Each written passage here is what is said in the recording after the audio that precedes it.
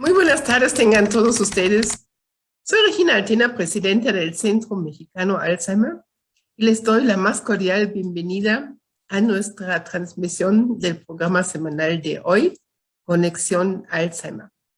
Como todos los martes a las 6:30 de la tarde, pues me da muchísimo gusto poder saludarles y compartir este espacio con ustedes. Como todos los martes, hemos estado preparando un programa que esperamos que sea de mucho interés para todos ustedes. Tenemos luego la entrevista del día de hoy y después la sección de Cuídalos. Estaríamos conociendo beneficios y ejercicios de lectoescritura en la persona mayor. En Alzheimer y la familia estaríamos hablando del reto de viajar cuidando a una persona con demencia. Y en la música y ellos conoceremos pues, una canción ya de sorpresa. Vamos a dar inicio pues a nuestro programa y tengo el enorme gusto de presentarles a nuestra invitada de hoy, quien es la señora Ruth Vélez Braunschweiger. Ella es la directora de Con Diabetes Sí Se Puede. Muy buenas tardes, Ruth. ¿Cómo estás? Hola Regina, muy buenas tardes. Aquí con mucho gusto de estar con ustedes. Hemos invitado a Ruth hoy porque consideramos que el tema de diabetes es también, igual que las demencias, un problema de salud pública. Platícanos un poquito del panorama de la diabetes en México, Ruth. Bueno, Regina, pues como todos sabemos, la diabetes en México pues es otra pandemia, ¿verdad? Que tenemos ya desde hace mucho tiempo y pues, que seguimos sin avanzar, sin prevenir. Entonces, pues es importante que la gente esté muy informada acerca de cómo prevenir esta enfermedad, sobre todo si tienes algún factor de riesgo como familia que vive con diabetes ya. ¿Cómo cuántas personas calculas que hay en México con diabetes? De dos tipos, y ahora hablamos de un tipo y del otro tipo para que pues, quienes nos escuchan sepan de qué estamos hablando. Adelante. Exacto. Bueno, existe aproximadamente 12 millones de personas en México con diabetes en general y podemos clasificar diabetes tipo 1 y tipo 2. Esto es un panorama general. ¿Nos quieres compartir cuál es tipo 1 y tipo 2? Para quienes nos escuchan. Claro que sí. La diabetes tipo 1 es autoinmune. Este tipo de diabetes no se puede prevenir. Generalmente es en niños o en adolescentes y es un ataque autoinmune del mismo cuerpo hacia las células que producen la insulina en el páncreas. Entonces deja de producir insulina en el páncreas y es cuando viene la diabetes tipo 1, cuando aparece de repente. La diabetes tipo 2 es... Espérame un momentito. Hay que desglosarlo un poquito para que pues, nos entiendan mejor, ¿verdad? Sí, sí, sí. Entonces, es para niños que en algún momento, pues el páncreas tiene la función de poder metabolizar el azúcar. Necesitamos insulina, ¿no? Y esta insulina se produce en el páncreas. Así es. Entonces, esta insulina que necesitamos para poder procesar las glucosas en el cuerpo, pues de repente ya deja de producirse, ¿cierto? Esto viene de la noche a la mañana, ¿cómo viene? Sí, estos tipos de personas con diabetes tipo 1 tienen 5 anticuerpos que en lugar de atacar a una infección o a una bacteria, cuando hay una infección o a un virus, lo que hace es atacar a las células beta del páncreas, que son las que producen insulina. Tienen mala información esos 5 anticuerpos.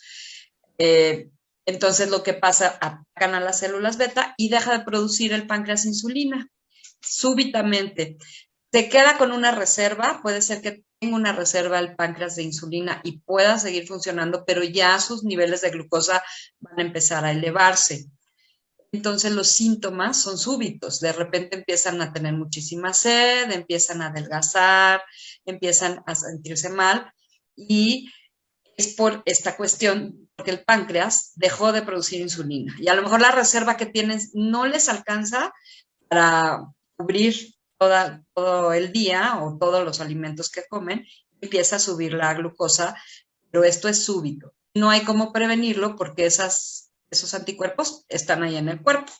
De repente Y aparecen. es muy peligroso, ¿no? Porque si en algún momento no se detecta a tiempo, allí puede venir un coma diabético y posiblemente un fallecimiento, ¿no?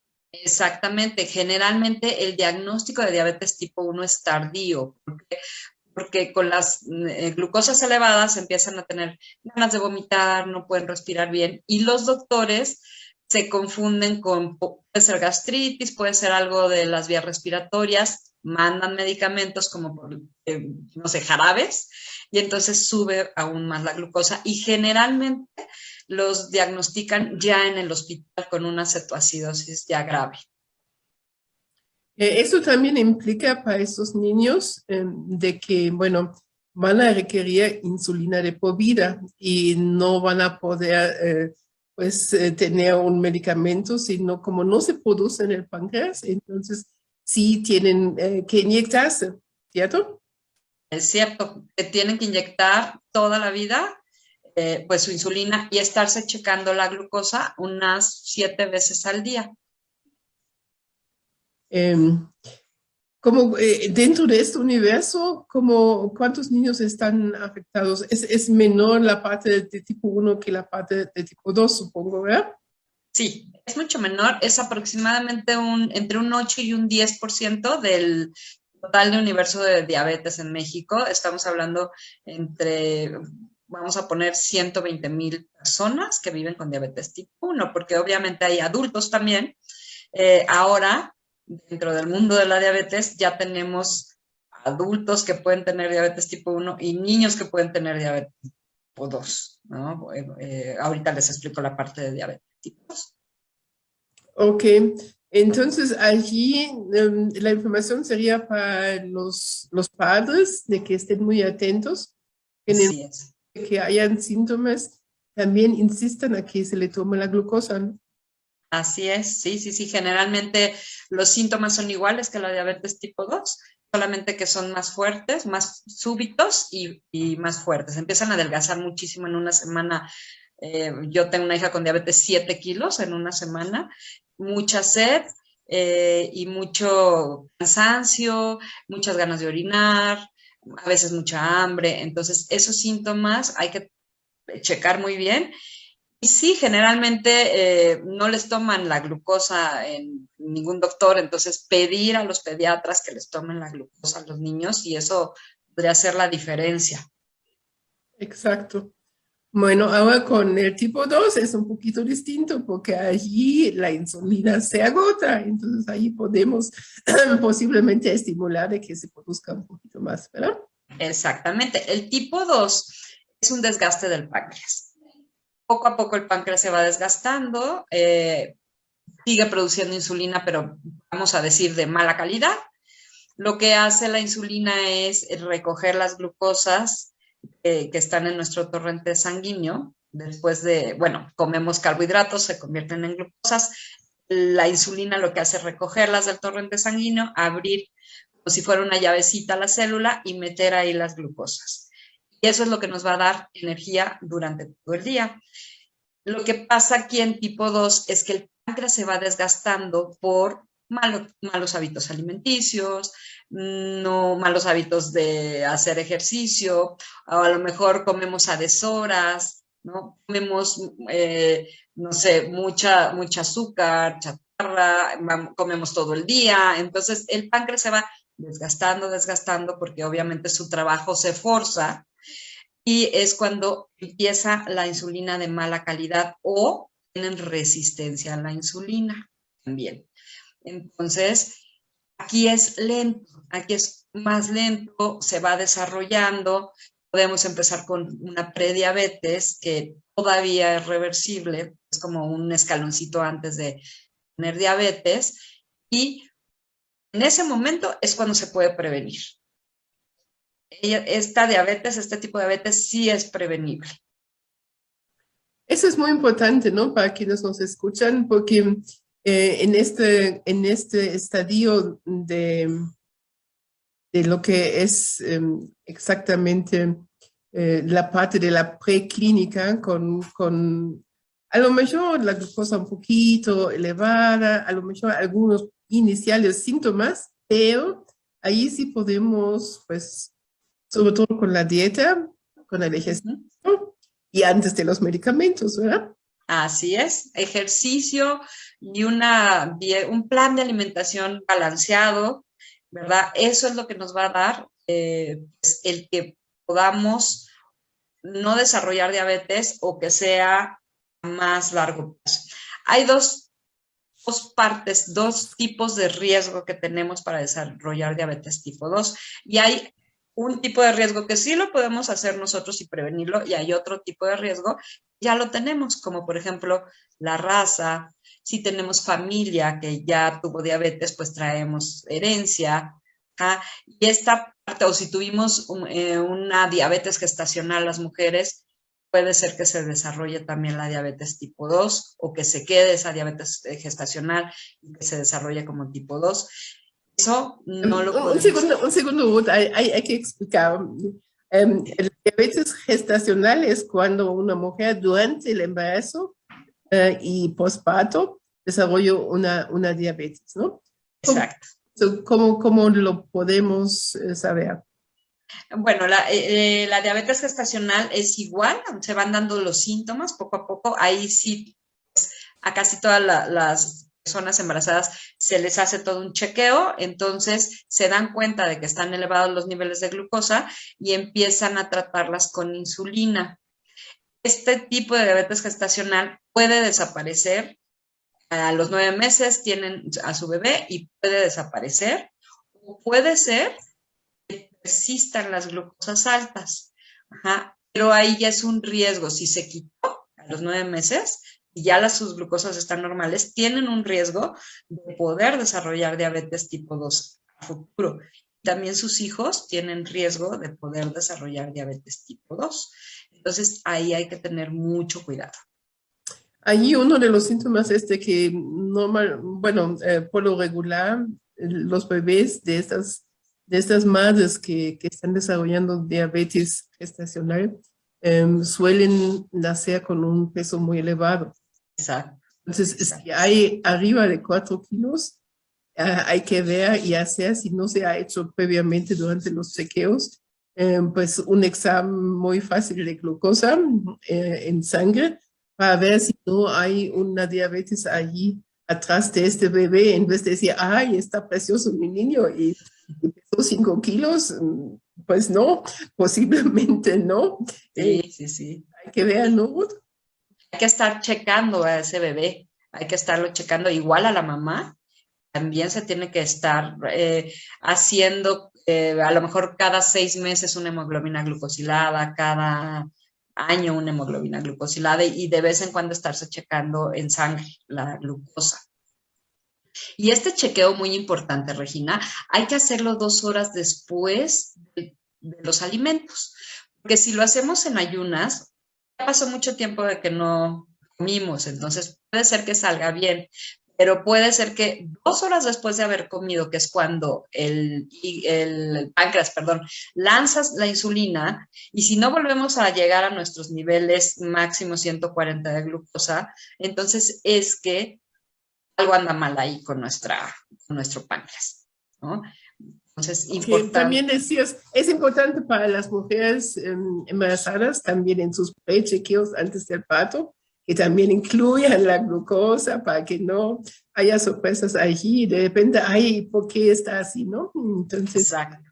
Por eso hay chequeos prenatales y es muy importante hacerlos para que pues prevengamos este tipo de enfermedades como sería la diabetes, que ojalá nada más fuese un producto en este momento de la gestación, puesto se llama gestacional. Si no es así, pues hay que prevenir de que sea permanente. Exactamente. Y bueno, y ese es uno de los riesgos.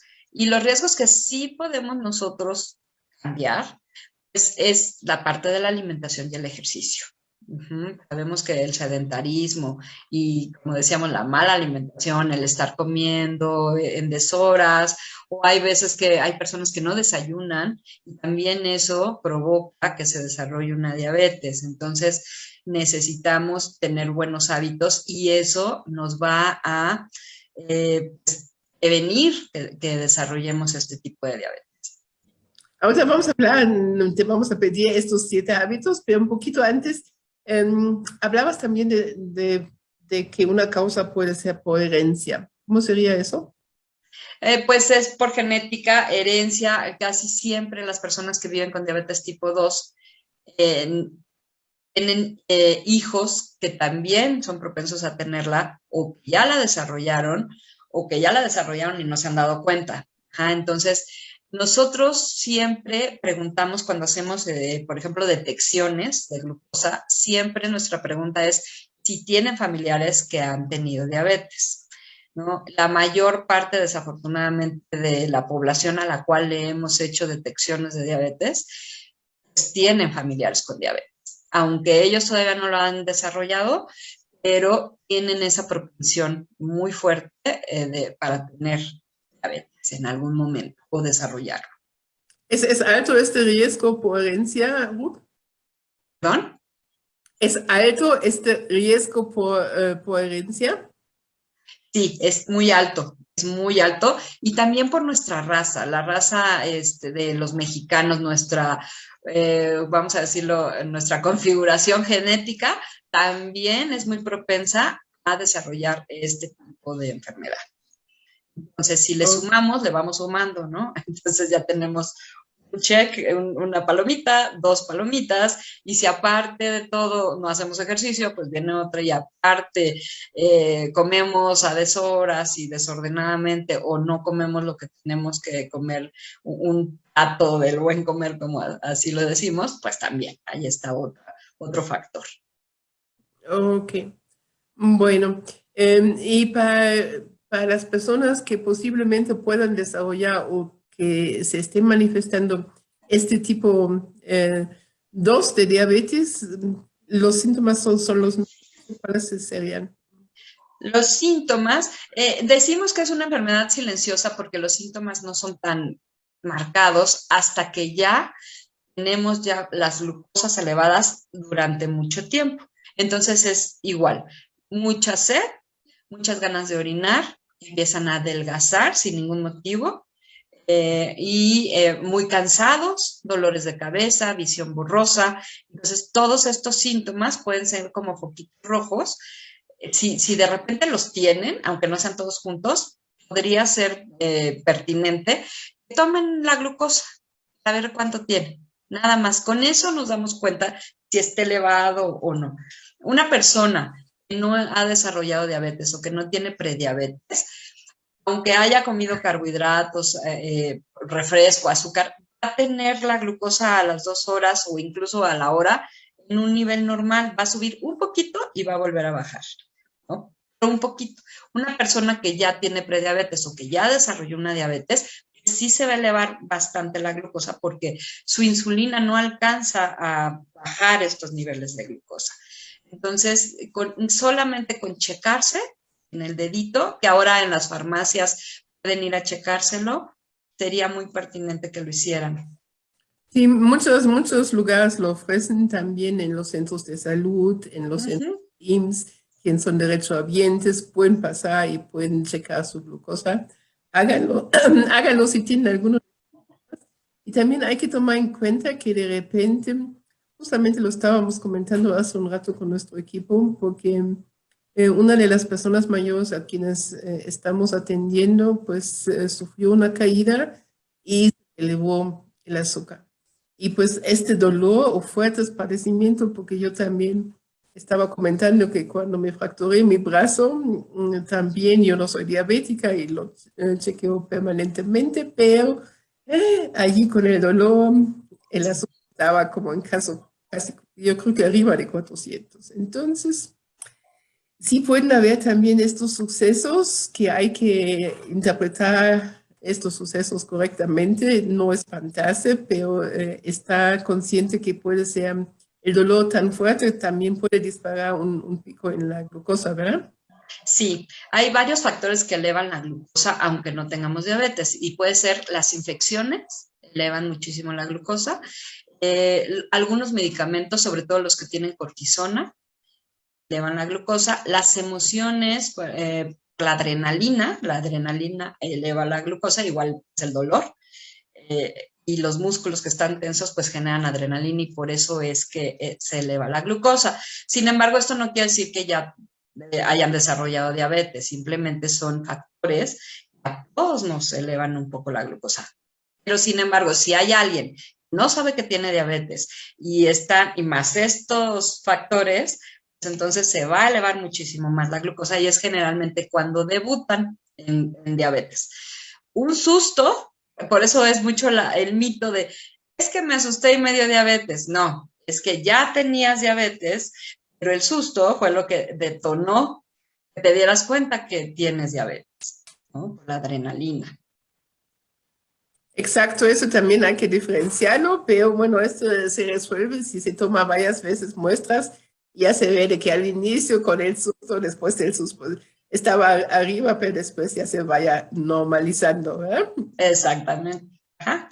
Ok, muy bien, Ruth. Entonces, platícanos, por favor, de estos 7 hábitos para el cuidado de la diabetes a quienes te escuchan. Porque fíjate, te comento, y pues a lo mejor también quienes ya nos escuchan desde hace tiempo lo han visto, pero también hay un factor importante y hay una relación que todavía se está estudiando entre la diabetes y la demencia. Uh-huh. De hecho, tenemos casi, yo diría, más del 50% de las personas que atendemos tienen tienen tipo 2, no es tipo 1, pero muchos tienen tipo 2 de diabetes, ¿no?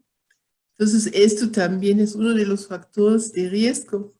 De por sí, hay más personas con demencia que con cáncer. Uh-huh. Ahora, si se imaginan que este universo tan grande que nos acabas de compartir de personas con diabetes, y si todos estos, una gran parte también desarrollaran una demencia en los años últimos de la vida, pues aún más se va a ir disparando esta curva. Y fíjate que hoy día hay 1.5 millones de personas con demencia en el país. Uh-huh. 65,000 de ellas viven en la Ciudad de México. Y pues, pero esta cifra está proyectando a llegar a 4 millones en el 2050. Entonces, imagínense, y es justamente, obviamente en la parte de la demencia estamos hablando del factor edad, que es el cierto de riesgo hoy día, pero también están todos estos factores, sobre todo para demencias vasculares, que tienen que ver con los síntomas metabólicos, con afectaciones cardiovasculares, etcétera, ¿no? Por eso, por eso también invitamos a nuestra asociación hermana Diabetes Si Se Puede IAP para que nos platiquen, para que ustedes tengan esta información y también pues desarrollen estos hábitos que Ruth ahorita nos va a compartir. Adelante. Ok, pues ya cuando tienes diabetes tipo 2 tienes que desarrollar ciertos hábitos que te van a ayudar, sobre todo a prevenir complicaciones. Ajá. Bueno, el primero más importante pues es la alimentación. Uh-huh.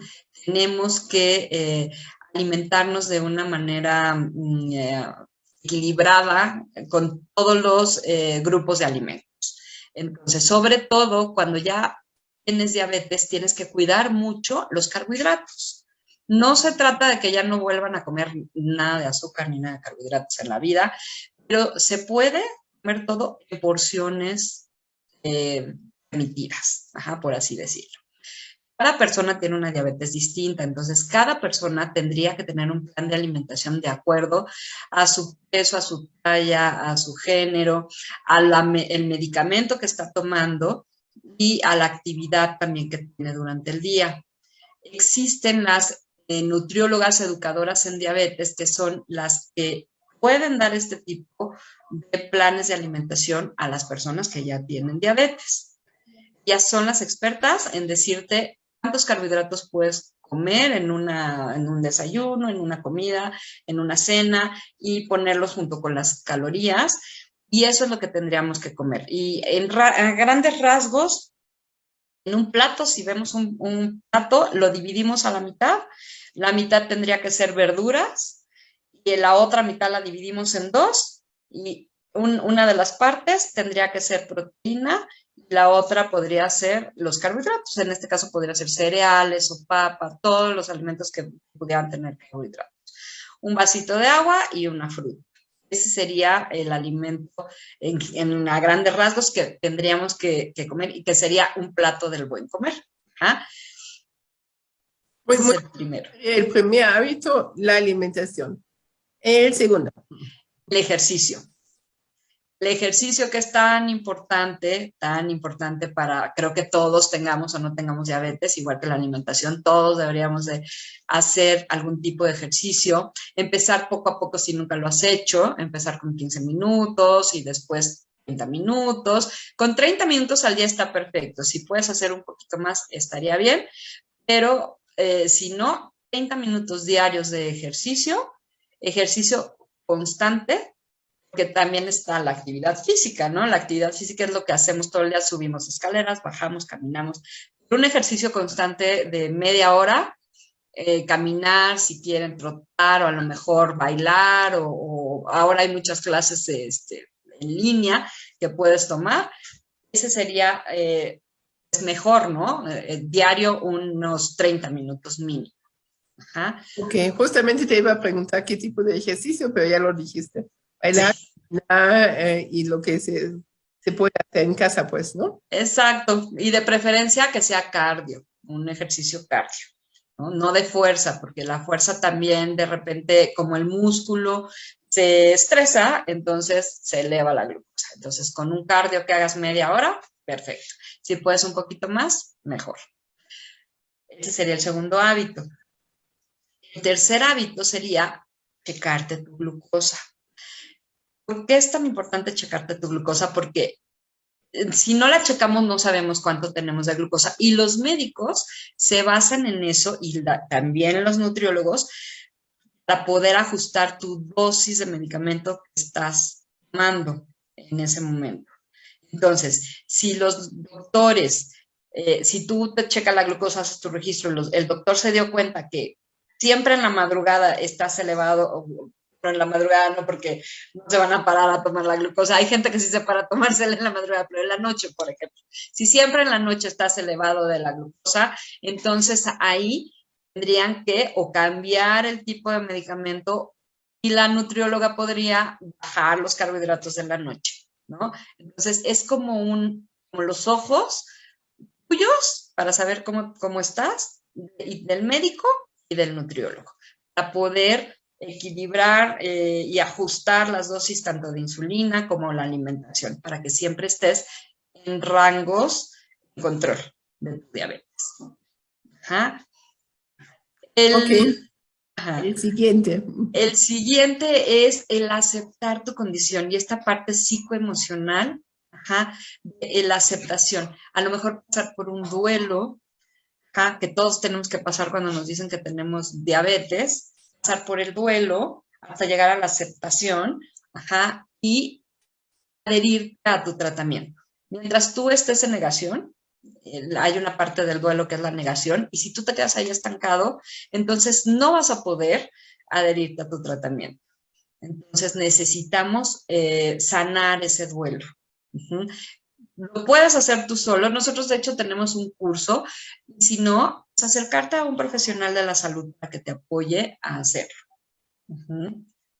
Ok, muy bien. De hecho, vamos a quienes nos mandan las preguntas, te las vamos a hacer llegar con mucho gusto, Ruth. Claro que sí. Para poder saber lo de los cursos y demás que están dando al respecto, ¿verdad?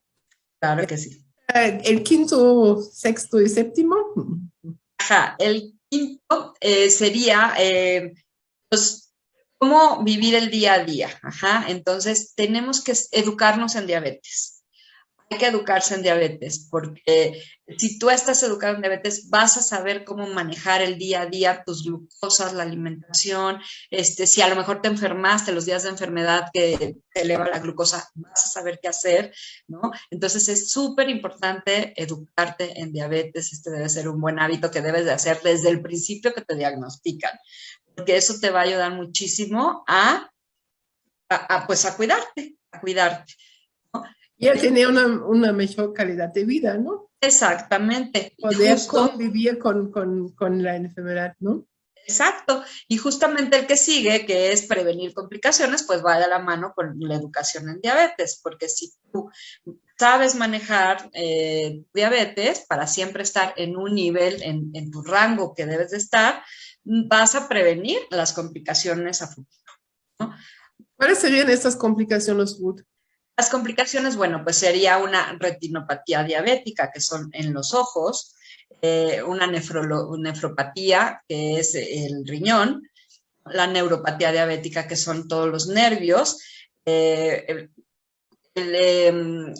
accidentes cerebrovasculares o cardiovasculares, cualquiera de los dos. Y esto, déjame te explico un poquito, es porque justamente la glucosa que está en nuestra sangre, hagan de cuenta que es una lija y va lijando las arterias más chiquitas, empieza por las más chiquitas, las lija, hasta que causa un daño. Entonces, la más chiquita está en los ojos, después sigue los riñones, después el corazón, los nervios, esta neuropatía, que casi todas las personas con diabetes en algún momento la tienen, ¿no? Y de ahí se genera también el pie diabético, porque ya no sienten, entonces si tú pisas algo que te va a hacer una herida, no va a cerrar y se va a empezar a infectar y de ahí se genera el pie diabético.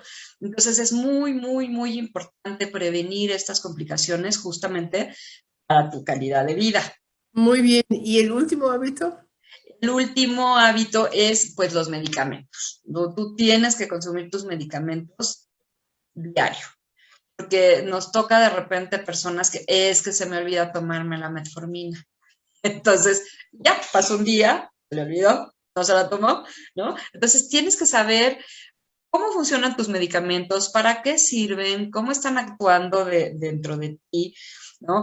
Esto también va de la mano con la educación en diabetes, porque cuando tú te educas en diabetes vas a saber todo esto, sobre todo las personas que ocupan insulina, es bien importante que sepan cómo ocupar esa insulina, porque la insulina casi siempre es como prueba y error, ¿no? No sabemos exactamente cuál es la dosis y es muy dinámica, porque si hoy se elevó tu glucosa porque a lo mejor viste una emoción fuerte, hay que poner un poquito más de insulina, ¿no?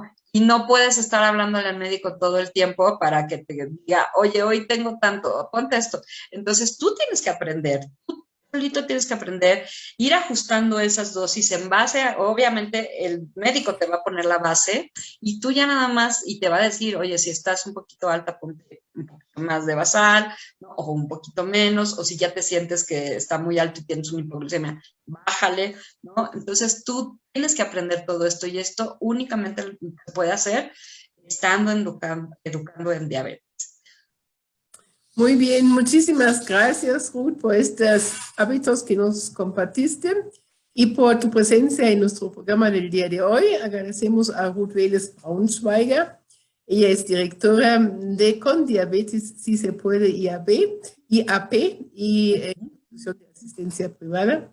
Y con mucho gusto, pues, hacemos llegar sus dudas. ¿Cuándo va a ser su próximo curso, Ruth? Con este nos despedimos.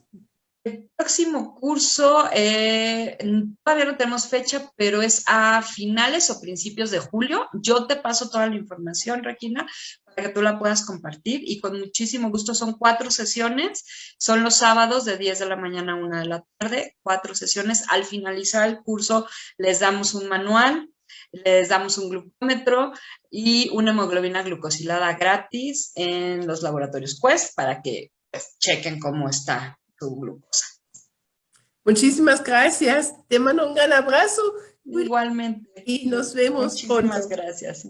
Gracias, Regina. Hasta luego. Hasta luego. Hemos llegado a la sección de Alzheimer y la familia. En esta tarde, como todos los martes, le doy la bienvenida a la licenciada Ana Lilia Cipriano Nájera. Muy buenas tardes, Anita, ¿cómo estás? Hola Regina, muy buena tarde. Muy bien, muchas gracias. Un gusto compartir contigo este espacio, como siempre, y con los radioescuchas y personas que nos miran. Pues vamos a conocer hoy el reto de viajar cuidando a una persona con demencia, que sí es complejo, ¿verdad? Y si además tiene diabetes, lo que acabamos de escuchar, ya va a ser más complejo todavía, ¿verdad? Así es, Regina, justamente. Entonces es un tema que a lo mejor muchos no percibían como necesario, pero que el día de hoy vamos a exponer aquí con ustedes. Adelante, por favor. Muchas gracias. Y bueno, pues sí, justamente vamos a iniciar con este tema porque en muchas ocasiones, cuando hablamos de demencia, de Alzheimer, decimos, es que ya cuando llegó la enfermedad, yo ya no puedo salir. Como cuidador, ya no puedo salir, no puedo viajar, no puedo hacer cosas de mi interés. ¿Por qué? Porque tengo que estar atendiendo al paciente. Entonces, para muchos surge una duda, es decir, ¿podemos seguir viajando aún con una persona que ya tiene deterioro cognitivo y quizá ya se desorienta y no está como muy centrado en todo lo que vamos a ir disfrutando del viaje? Algunas personas se preguntan, ¿podré limitar ya esta posibilidad de viajar y quedarme mejor en casa para estar al pendiente de mi paciente y evitar algún riesgo o incluso que se pueda perder? Y bueno, estos planteamientos pues traen la complejidad de saber qué hacer, ¿no? Muchos se enfrentan ante esta inquietud, esta duda de saber si salir o ya no salir. Pero lo que nosotros les recomendamos es que no habría por qué aislarse de la posibilidad de tener un viaje diferente quizá. A lo mejor no podemos esperar un viaje con las mismas características que antes teníamos, porque obviamente hay un paciente y porque obviamente la funcionalidad ya es distinta. Así que tendremos un viaje, claro que sí, pero lo tendremos de una forma distinta, diferente. Y por supuesto, apoyando muchísimo este tema de la estimulación de nuestro paciente, mantenerlo en casa durante mucho tiempo, encerrado, sin salir, sin estimulación, sin contacto social, pues le va a traer repercusiones en el deterioro cognitivo, en el deterioro social, en el deterioro físico. Por tanto, es importante sí considerar que el viaje puede ayudarnos a estimular en estas áreas cognitiva, social, física a nuestro paciente. Así que anímense a salir de viaje, programen un viaje y claro que lo pueden hacer. Por supuesto, contemplando estas recomendaciones. Esperemos que sean de utilidad para que lo consideren. Una primera situación, hay que trazar una estrategia. ¿Qué significa trazar una estrategia? Pues efectivamente, antes de salir y de pensar en que vamos a viajar, hay que considerar cuáles son todos aquellos problemas que podrían surgir para poder manejarlos con anticipación. Ejemplo, el hotel donde me voy a hospedar tiene alberca. ¿Qué tan cerca está la alberca de mi habitación? ¿Cómo para qué? Como para saber si hay un riesgo de que el paciente salga de la habitación y lo primero que se encuentre sea una alberca donde no pueda saber cómo salir o donde haya un riesgo, pues, de que pueda caer ahí. Otra situación, el lugar en donde yo me voy a hospedar, hay posibilidades de que mi paciente consuma alimentos que son saludables para él o alimentos que puede consumir de acuerdo a sus patologías. Pues entonces investigo en el hotel si ahí hay esos alimentos y si no, para considerar llevar una porción adicional o comprar una porción adicional allá. ¿Qué significa esto? Hay centro comercial cerca del lugar en donde me voy a hospedar y todas estas situaciones que a modo de ejemplo se las estoy dando ahorita, hay que considerarlas para saber que vamos a garantizar nuestra salida y que se van a reducir los problemas o situaciones que pudiera haber. Por ejemplo, si yo sé que al lugar al que voy no hay forma de conseguir a lo mejor protectores para estas cuestiones de los problemas que hay a veces ya del paciente de que no controla esfínter, pues entonces, si no hay donde comprar cerca un lugar, pues entonces programo llevarme un poco más de estos protectores o contemplar que alguien me los acerque. Así hacemos primero este planteamiento de todos aquellos inconvenientes que pudiera haber para irlo resolviendo. Después, hay quienes programan un viaje muy lejos. pero lo ideal o lo recomendable es programar viajes que estén más cerca, pues. ¿Por qué? Por aquello de que pueda surgir, por ejemplo, una situación de trayecto. Hay pacientes que ante el deterioro cognitivo, pues hay desorientación, el ruido es molesto, a veces hay tráfico y puede resultar que el ambiente de trayecto sea muy estresante para nuestra persona con demencia o que ya tiene Alzheimer, porque puede haber una gran multitud de estímulos que provoquen su irritabilidad y que finalmente, en vez de apoyarle o ayudarle, pues el trayecto sea algo sufrido. Así que hay que programar un trayecto considerable que sabemos que nuestro paciente va a tolerar o va a ser más fácil que podamos nosotros manejar. También, otra de las situaciones, en este momento es importante hablar con nuestro paciente si es que tenemos contemplado programar un viaje.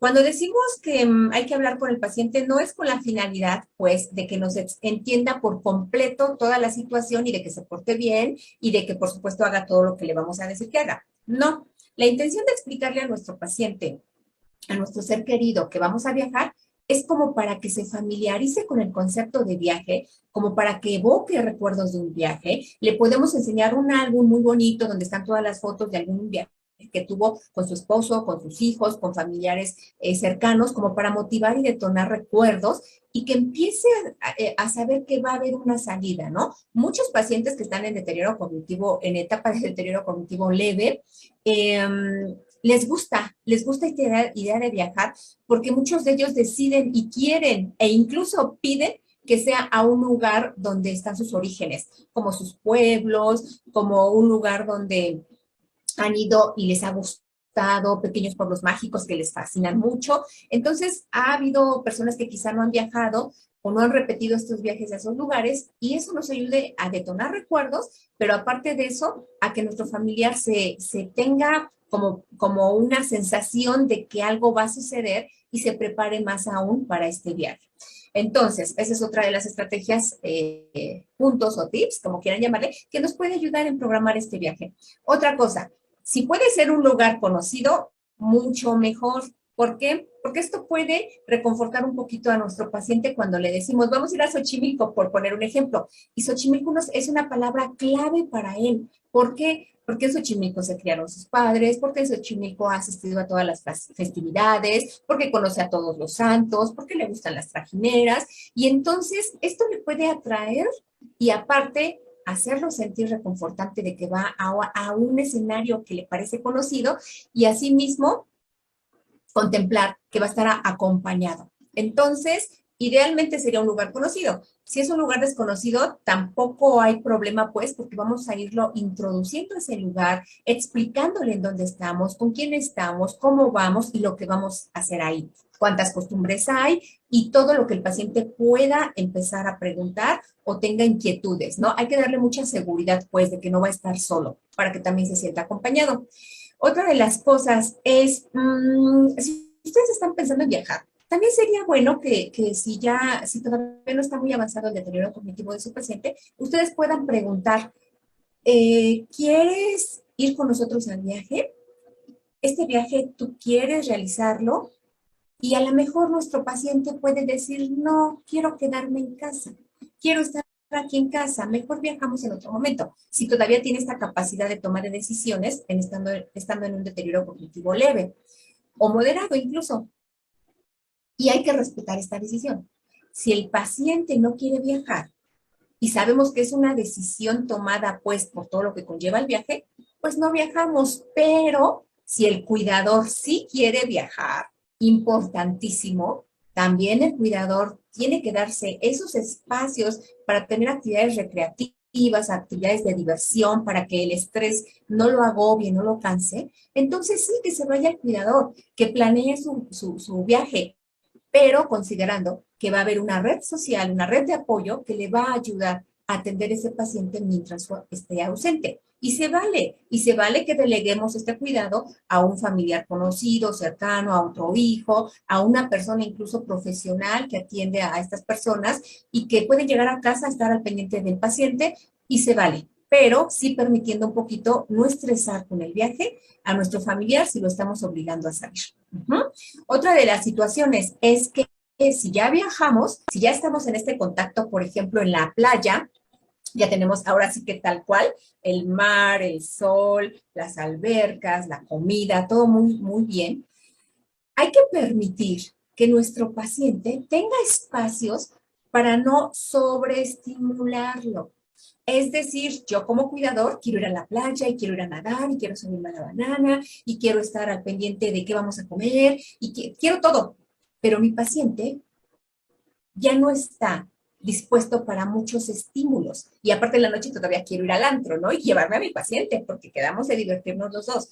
Pues no, aquí habría que organizar una agenda de tal manera que podamos ofrecer a nuestros pacientes actividades y que si esas actividades se van a ofrecer aunque sean 5 minutos, 10 minutos, 15 o 20 minutos, si es que lo tolera el paciente, pues que lo hagamos, pero no en exceso, que de una actividad pasemos a otra y luego a otra y apenas no terminamos de salir del bañario, a lo mejor, perdón, de la alberca, no terminamos de salir de ahí y ya queremos que juegue fútbol con nosotros o pelota con nosotros y de ahí luego queremos que ya tenga otra actividad.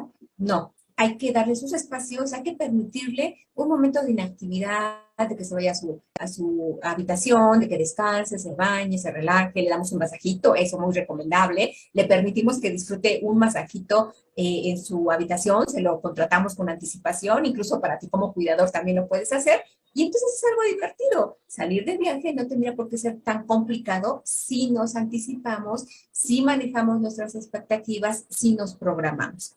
Ahora, también otra cosa muy importante, hay que ver que en el momento del inicio del viaje contemplemos cuáles son esas situaciones que se pueden complicar, por ejemplo, en aviones, en barcos, en trenes, en transportes que implican algo ya diferente o desconocido para nuestro paciente. Hay muchos pacientes ya que no pueden viajar en avión, por ejemplo, ¿no? Pero que si tienen le llamamos una mascota de apoyo emocional, sí pueden viajar, porque muchas veces las mascotas, lo sabemos y lo hemos dicho nosotros en el centro, pueden tener esta posibilidad de ofrecerle calma, tranquilidad, paz y acompañamiento a un paciente. Y durante el trayecto del avión, pues servir como esta compañía, pues, y que el paciente esté más tranquilo. Entonces, también hay que ver cuáles son las situaciones alrededor de hacia dónde vamos a ir y qué vamos a ocupar de transportes. Ahora, otro punto importante, y yo espero estar siendo muy específica, muy concreta y muy puntual en esta situación para que tengan más elementos, es que cuando ustedes empaquen con un sentido común, previendo todo aquello que puedan ocupar. Medicamentos. A lo mejor de pronto algún teléfono o iPad donde les permitan mantener estimulado a su paciente con juegos interactivos. Igual si quiere llevarse su agenda para recordar días lo puede hacer, igual para llevar a lo mejor de pronto tener ahí como tarjetas donde pueda dibujar si quiere dibujar el argumento, lápices, colores, todo aquello que nos pueda servir, hay que empacarlo. Además de tener también muy bien conocido por parte del médico cuáles son las condiciones en las que tengo que llevar a mi paciente. Es decir, la hidratación, por ejemplo, en lugares de mucho sol, de mucho calor, o frío, por ejemplo, qué tipo de ropa, si hace mucho frío. Todo esto hay que contemplarlo para tener un viaje más seguro, más confortable y previendo todas las situaciones que se puedan presentar. Un pequeño maletín no maletín, lo dije mal, botiquín, donde podamos tener como los medicamentos base para alguna emergencia. También importante tener una tarjeta ya diseñada con los datos básicos de nuestro paciente, su nombre, puede ser una tarjeta, claro, pero también un brazalete, ¿no? Que pueda tener su nombre, los datos del paciente, su teléfono, bueno, el teléfono de nosotros como cuidadores, para que haya algún contacto por cualquier cosa. Ya saben que ustedes estando en la alberca, el paciente puede elegir hacia un lugar que le atrae, un árbol que se acordó de algo, y ustedes en lo que salen del mar o de la alberca, pues igual ya el paciente ya no lo encontraron de forma tan inmediata. Entonces sí es importante contemplar esta parte. Y hay que trazar un plan flexible. Hay que permitirnos que si ya no vamos a poder ir, por ejemplo, a un lugar que habíamos contemplado como de distracción, quizá un teatro, porque el paciente se empezó a sentir mal, que se le bajó la presión, que se le subió el azúcar, por lo que haya sido, pues entonces hay que darnos cuenta que a esa actividad no vamos a poder asistir o que alguien más sí puede cuidar al paciente y a lo mejor ya no va a disfrutar de ese evento, pero igual el cuidador va, pero si aún así el cuidador no va, pues ser flexibles y decir, bueno, pues esta ocasión no se pudo, me quedo con mi paciente y hago otra actividad en casa, disfruto del tiempo en casa y veo una película y aprovecho el tiempo para estar con él, para platicar, llevo un álbum, disfrutamos las fotos y entonces hay que intentar hacer muchas cosas creativas, ser pacientes, darnos cuenta que podemos ofrecer una calidad de vida a nuestro paciente viajando. Así que espero que estos tips hayan sido de mucha utilidad y no se desanimen. Aún con el Alzheimer se puede viajar. Así que atrévanse, háganlo y que su paciente tenga una mejor calidad de vida, Regina. Justamente, pues este iba a ser mi llamada a que se atrevan a hacerlo, ¿no? O sea, que no poner la vida en pausa, ni del cuidador, ni del paciente, y sí poder aprovechar tomando en consideración los tips que hoy nos compartiste. Muchas gracias, Ana Lilia. Nos vemos la próxima semana. Hasta pronto, Regina. Buenas tardes a todos. Bye. Buenas tardes. Antes de llegar a la sesión de Cuídalos, donde vamos a conocer los ejercicios de lectoescritura en la persona mayor y sus beneficios, recuerden que nos pueden hablar en la Ciudad de México al 55 53 39 56 61. Repito, 55 53 39 56 61. Y también pueden seguirnos por nuestras redes sociales. Nos encuentran en Facebook e Instagram como Centro Mexicano Alzheimer. Ahora sí, muy buenas tardes, Carolina, ¿cómo estás? Hola, buenas tardes, señora Regina, muy bien. Pues adelante con los ejercicios de lectoescritura. Claro que sí. Bueno, primero voy a dar como una breve explicación de qué es la lectoescritura.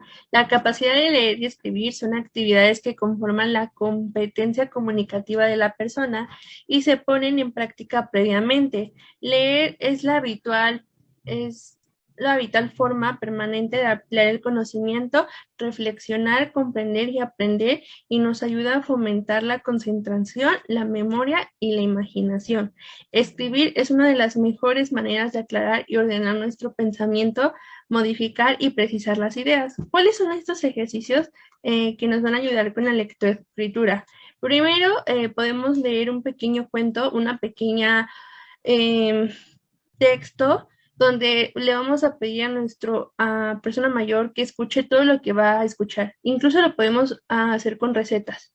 Ya después de que haya escuchado todo nuestro pequeño texto, que no sean lecturas tan grandes, que sean lecturas cortas, les vamos a preguntar ciertas preguntas que vienen relacionadas con la lectura. Y le vamos a pedir ya que sea que escriba las respuestas o que nos las diga verbalmente. También otra manera de hacer estos ejercicios es leer la frase y marcar la palabra adecuada. ¿Qué es esto? Esto lo podemos ocupar en las trivias, por ejemplo, en la fruta amarilla por fuera, blanca por dentro y sin jugo. Y en esa ocasión, en la hojita que le vamos a poner a la persona mayor, debe de haber dos resultados. Puede ser la palabra manzana y puede ser la palabra plátano. La persona va a tener que palomear o circular la palabra que fue correcta a la trivia. Esto es más que nada como para trivias. También otro ejercicio de lectoescritura puede ser ordenar la frase. Vamos a colocar una pequeña frase que esté toda desacomodada y le vamos a pedir a la persona mayor que la acomode en secuencia cronológica, y ellos lo tienen que ir escribiendo poco a poco. Ese es uno de los ejercicios que nos ayuda muchísimo. También otro de los ejercicios donde podemos ocupar la lectoescritura, y no nada más la lectoescritura, sino también podemos ocupar lo que es la memoria, son los ejercicios de trabajando con los refranes. Podemos poner el refrán a la mitad y le tenemos que pedir a la persona mayor que escriba todo lo demás de los refranes. También esto lo podemos ocupar con que la persona mayor escriba frases o pequeños versos que vaya tomando de las lecturas que va leyendo, que los escriba en un pequeño libro y haga un pequeño libro de puras poemas y frases. También otra parte es que las personas mayores puedan escribir algún tipo de poemas, algún tipo de versos que ellos les nazca escribir. Esa es una parte también de que podemos poner la lectoescritura. ¿Cuáles son los beneficios de estos pequeños ejercicios? Mejora el rendimiento cognitivo, favorece la memoria y la fluidez verbal, reduce el estrés. Hay algunas investigaciones que dicen que 10 minutos de lectura ayuda a reducir el ritmo cardíaco y a relajar los músculos. También nos va a ayudar a dormir mejor, ayuda a que la persona mayor esté más empático, así como la inteligencia emocional. También mejora la habilidad para tomar decisiones y aseguren los expertos que aumenta la sensación de felicidad y de satisfacción en las personas. Algunos hábitos que podemos implementar con la persona mayor si no tiene el hábito de la lectura son, como ya les comentaba, elegir lecturas cortas, no lecturas muy largas, porque con las personas mayores se pierden las habilidades cognitivas como la capacidad de concentración y de comprensión. Esas partes se deterioran. Por ello, para ellos es mejor elegir textos breves, de preferencia de temas que traigan consigo de la actualidad o temas que a ellos les guste mucho, por ejemplo, historia, geografía, esos tipos de temas que la persona mayor le agrada. Eso es uno de los puntos más importantes. También involucrar a la familia, por ejemplo, si tenemos a nuestros hijos pequeños, le podemos pedir a la persona mayor que le cuente un cuento o que le cuente algo que a él se le haga pues entretenido. Y esa es una forma de poner también la parte de la lectura en práctica. También preferir medios analógicos, de preferencia periódicos o revistas. ¿Esto por qué? Porque los adultos mayores se sienten más cómodos manejando este tipo de herramientas y aparte pueden estar actualizados más al día y se pueden enterar de todo lo que está pasando y esa también es una forma de poderlos orientar en tiempo y espacio. También otros temas, bueno, otras cosas que podemos poner en práctica es escoger la presentación más adecuada, como les comento, el texto que más les agrade a ellos, que más les guste. Por ejemplo, si a la persona mayor le gusta mucho los presidentes, saber de todos los presidentes de México, es bueno que vaya también leyendo como las bibliografías y también eso nos ayuda a encontrar la mejor hora del día, que sería en la mañana. Eso les ayuda muchísimo. La luz del día les beneficia mucho para su lectoescritura. Muchísimas gracias, Caro, por estos ejercicios y estos beneficios de la lectoescritura. Y pues que participe toda la familia en casa, ¿cierto? Claro que sí, eso es muy importante. Bueno, nos vemos la próxima semana. Muchas gracias. Gracias, muchas gracias. Hemos llegado casi al final de nuestra transmisión el día de hoy y le doy la bienvenida en esta tarde a María Eugenia Pimentel. Muy buenas tardes, Mau, ¿cómo está? Bien, señora Regina, muy contenta como siempre de estar aquí en nuestro programa Conexión Alzheimer. Voy a interpretarles una canción muy linda que se titula Amigo, porque creo que nuestro papá, pues, también ha sido en muchos momentos nuestro amigo. Espero que les agrade. La, ra, ra, ra, ra, ra, ra. La, ra, ra, ra, ra, ra, ra, ra. La, ra, ra, ra, ra, ra, ra, ra, ra, ra, ra, ra. Tú eres mi hermano del alma, realmente un amigo. En todo camino y jornada estás siempre conmigo. Aunque eres un hombre, aún tienes alma de niño. Aquel que me da su amistad, su respeto y cariño. Recuerdo que juntos pasamos muy duros momentos y tú no cambiaste por fuertes que fueran los vientos. Me dices verdades tan grandes con frases abiertas.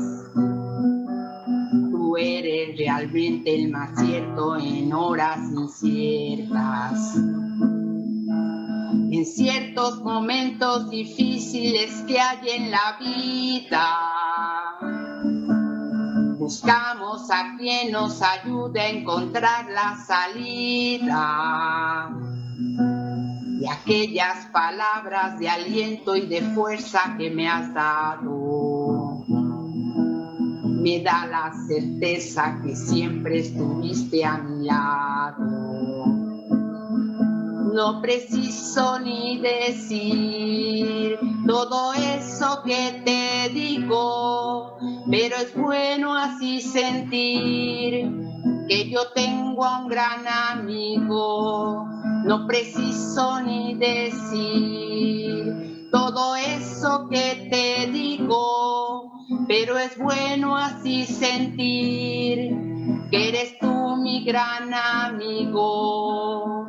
La ra ra ra ra ra ra ra, la ra ra ra ra ra ra ra, la ra ra ra ra ra ra ra ra ra ra.